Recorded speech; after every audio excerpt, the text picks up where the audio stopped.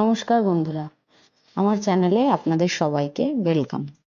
আজ আবার একটা নতুন রেসিপি আপনাদের সঙ্গে শেয়ার করছি। ভিডিওটা পুরো দেখার অনুরোধ রইল। ভিডিওটি যদি ভালো লাগে লাইক, কমেন্ট, শেয়ার করবেন। আজ আমি বিয়েবাড়ির স্টাইলে কাবলি চানা রান্না করে দেখাবো। এটি নান, রুটি, পরোটা সব কিছুর সঙ্গেই খেতে ভালো লাগে। এবার চলুন রান্নাটা শুরু করতে কী কী উপকরণ লাগছে সেগুলি দেখে নেওয়া যাক। রসুন বাটা, আদা বাটা, কাঁচা লঙ্কা বাটা, ফোড়নের জন্য গোটা জিরে, জিরে ধনের গুঁড়ো, হলুদ, চানা মশলা, লাল লঙ্কার, কাসুরি মেথি, স্বাদ অনুসারে নুন, গ্রেট করা পেঁয়াজ, টমেটো কুচি, ফেটিয়ে রাখা টক দই।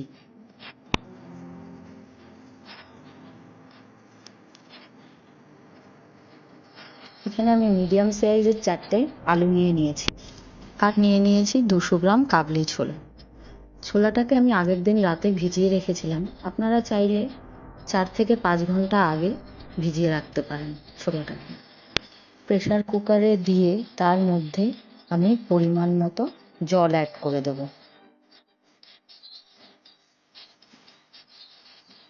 জল দিয়ে আমি এর মধ্যে দিয়ে দেবো 2টো তেজপাতা এবং কিছুটা গরম মশলা,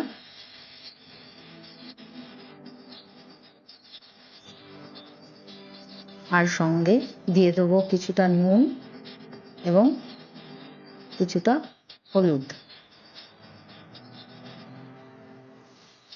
এবারে ঢাকনা বন্ধ করে আমি এটাকে সেদ্ধ হতে দেবো। এবার আমি গ্যাস অন করে কড়াই গরম করে তাতে তেল দিয়ে দেবো।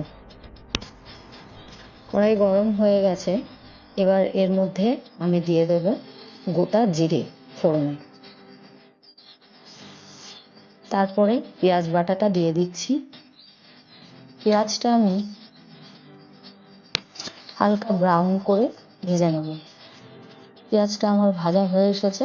এবার এর মধ্যে আমি অ্যাড করব আদা বাটা, রসুন বাটা ও কাঁচা লঙ্কা বাটা। এবার এগুলোকে একটু ভালো করে নাড়িয়ে নিয়ে এর মধ্যে অ্যাড করে দেব পেস্ট করে রাখা টমেটোটা।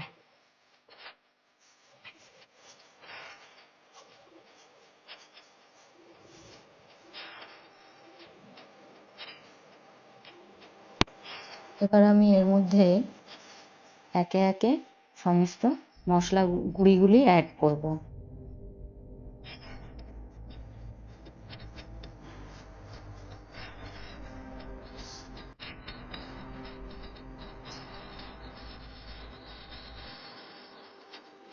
এখানে আমি রেড চিলি পাউডারটা অ্যাড করেছি একটু কালার আসার জন্য।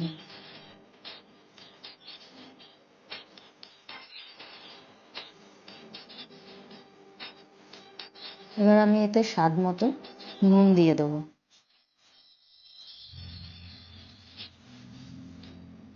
এটাকে আমি ঢেকে দিয়ে লো টু মিডিয়াম ফ্লেমে 2 থেকে 3 মিনিট হতে দিয়েছি। দেখুন বন্ধুরা, আমার মশলাটা কষানো প্রায় হয়ে এসেছে। কালার দেখে বুঝতেই পারছেন রঙটা। এবার এর মধ্যে আমি ফ্যাটানো টক দইটা অ্যাড করে দেব। ফ্যাটানো টক দইটা দিয়ে আরও কিছুক্ষণ আমি মশলাটাকে কষিয়ে নেব।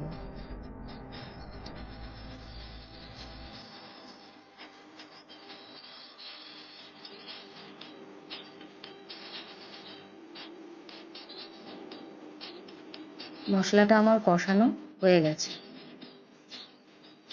এবার কাবলি ছোলাগুলোকে কড়াইয়ের মধ্যে দিয়ে দেবো। দেখুন আমার কাবলি ছোলাগুলো কি সুন্দর সেদ্ধ হয়ে গেছে। এগুলোকে আমি এবার কড়াইয়ের মধ্যে দিয়ে দেবো।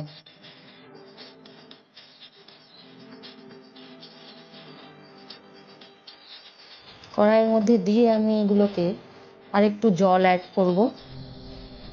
জল অ্যাড করে আমি আবার এটাকে ঢেকে দেবো। 10 মিনিট মতো আমি এটাকে ঢেকে দেবো। তরকারিটাকে হওয়ার জন্য। আমি একটু আলুগুলোকে নাড়িয়ে চাড়িয়ে একটু ঘেঁটে দিলাম।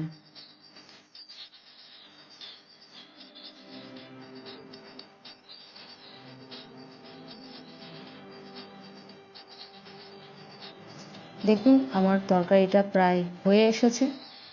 আমি এর মধ্যে এবার দিয়ে দেবো গুঁড়ো করে রাখা কাসুরি মেথিটা। আমার তরকারি হয়ে গেছে। এবার আমি এটাকে গরম মশলা অ্যাড করে নামিয়ে দেবো।